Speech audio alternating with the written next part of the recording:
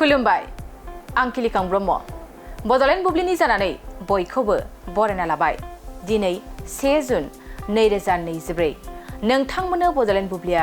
दिनैनि साना मानि थाखाय मिथिजायो एबा दिनैनि सानाव मा हाबाफारि फालिनाय जायो नोंथांमोननो फारि फारि बड'लेण्ड बुब्लिया फोरमायगोन दिनैनि सानखौ वर्ल्ड मिल्क डे महरै फालिनाय जायो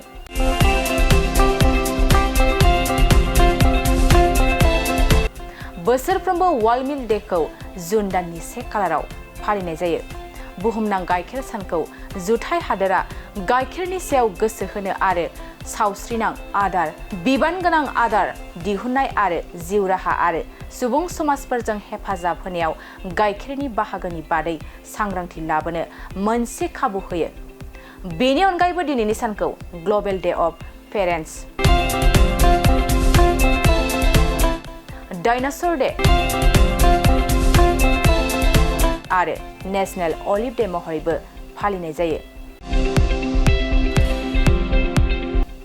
नोंथांमोननो बड'लेण्ड बुब्लिया दिनैनि सानाव मा हाबाफारिजों मिथिजायो आरो मा हाबाफारिखौ फालिनाय जायो फोरमायबाय गोजोन्थों नोंथाङा गारि मटरनि बिगोमा जानो गोसो दं नामा जुदि गारि मटरनि बिगोमा जानो गोसो दं अब्ला नोंथांमोननि थाखाय मोनसे गोजोनथाव खौरां 100 रांनि लटारि टिकेटआ नोंथांनि जिउखौ सोलायहोनो हागौ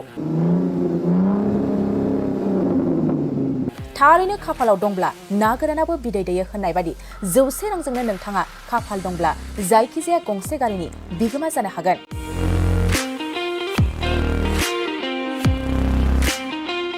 बे समाव नोंथांमोननि थाखाय गवालपारा जिल्लानि सरकारि गोजौसिन गेजेरारि गेलेग्रा फोथाराव लानानै फैदों मोनसे गवालपारा रङाली बिहु हिरक जयन्तीर लटारि खेला